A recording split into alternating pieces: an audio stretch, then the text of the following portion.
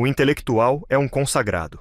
Falar de vocação equivale a designar os que pretendem fazer do trabalho intelectual a sua vida, ou porque dispõem de vagar para se entregarem ao estudo, ou porque, no meio de ocupações profissionais, reservam para si, como feliz suplemento e recompensa, o profundo desenvolvimento do espírito. Digo profundo, para descartar a ideia de tintura superficial. Uma vocação não se satisfaz com leituras vagas, nem com pequenos trabalhos dispersos. Requer penetração, continuidade e esforço metódico, no intuito de uma plenitude que responda ao apelo do espírito e aos recursos que lhe aprouver comunicar-nos. Este apelo não se deve conjecturar. Quem se aventura a um caminho que não pode trilhar com pé firme, conte de antemão com decepções.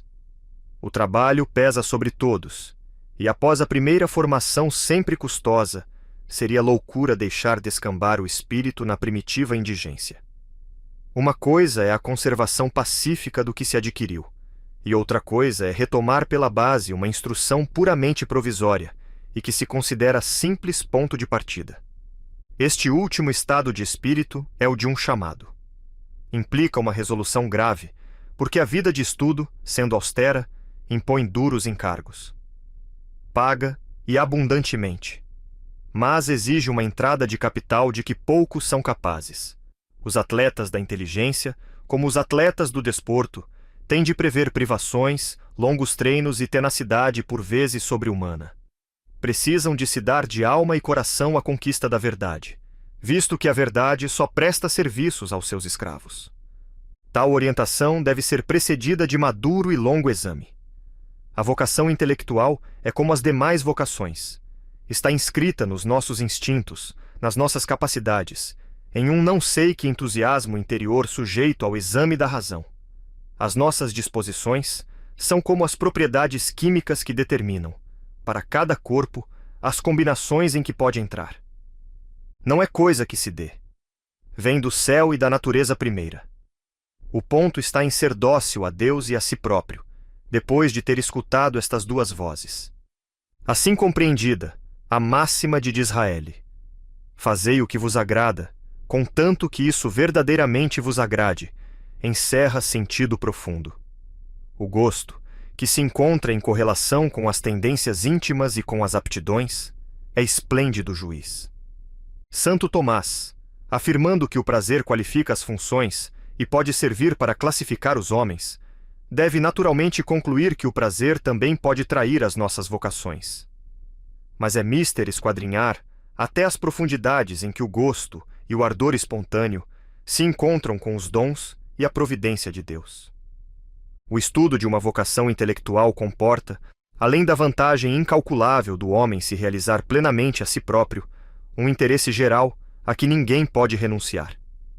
A humanidade cristã compõe-se de personalidades diversas, e nenhuma destas pode abdicar daquela sem empobrecer o grupo e privar o eterno Cristo de parte do seu reino. Jesus Cristo reina pelo seu desdobramento. A vida de qualquer dos seus membros é um instante qualificado da sua duração. Qualquer caso humano e cristão é um caso incomunicável, único e, por conseguinte, necessário da extensão do corpo espiritual.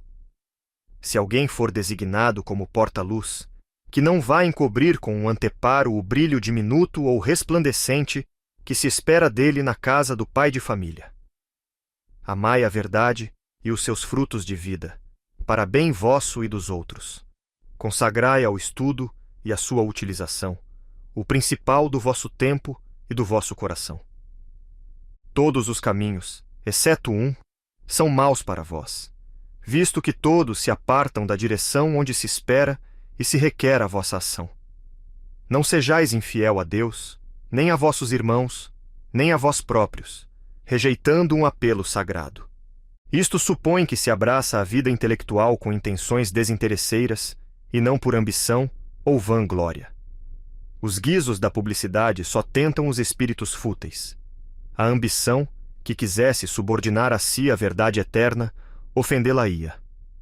Brincar com as questões que dominam a vida e a morte, com a natureza misteriosa, talhar-se um destino literário e filosófico à custa da verdade, ou fora da dependência da verdade, constitui um sacrilégio. Tais intentos, sobretudo o primeiro, não conseguiriam manter o investigador. Depressa o esforço esmoreceria e a vaidade haveria de entreter-se com bagatelas, sem preocupação com a realidade. Mas isto supõe igualmente que se junta a aceitação do fim, a aceitação dos meios, sem o que não se deve tomar a sério a obediência à vocação. Quantos há que desejariam saber? Uma vaga aspiração impele as multidões para horizontes que a maior parte admira de longe, como o doente de gota admira, desde a planície, as neves eternas que cobrem o cimo das montanhas. Obter sem gastar, eis o desejo universal. Mas desejo de corações covardes e de cérebros enfermos.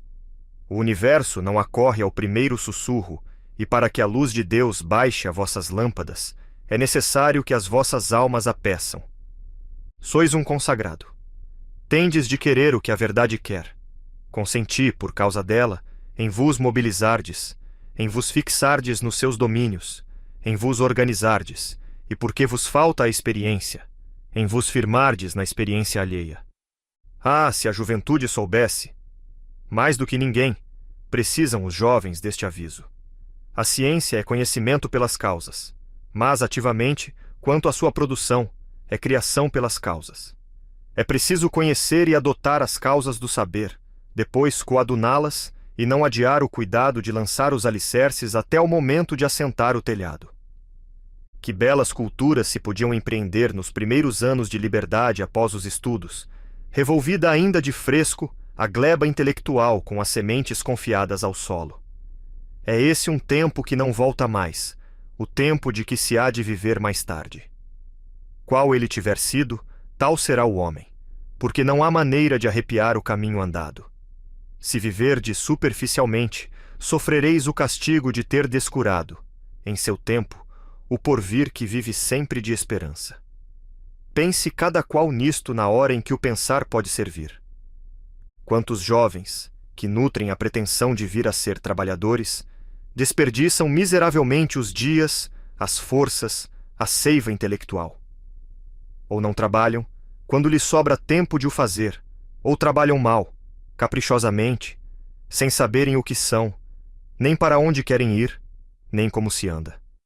Cursos, leituras, amizades, dosagem do trabalho e do descanso, da solidão e da ação, arte de extrair e de utilizar os elementos adquiridos, realizações provisórias que anunciam o trabalho próximo, virtudes a alcançar e a desenvolver, nada se prevê, nada será satisfeito.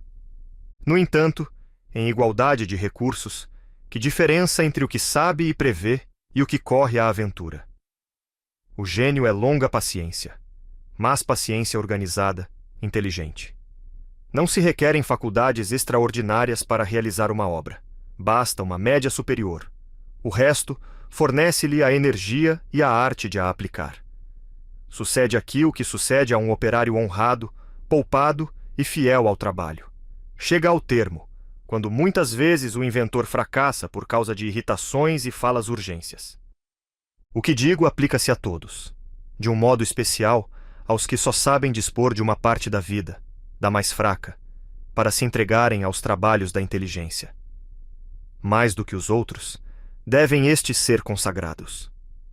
Terão de amontoar, em reduzido espaço, o que lhes não é dado distribuir em vasta extensão. O ascetismo especial e a virtude heróica do trabalhador intelectual deverão ser, para eles, o pão de cada dia.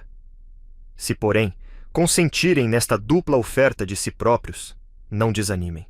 Para continuar ouvindo essa história, conheça o aplicativo Teller, seu play diário de inteligência. Para acessar, clique no link da descrição ou escaneie o QR Code ao lado.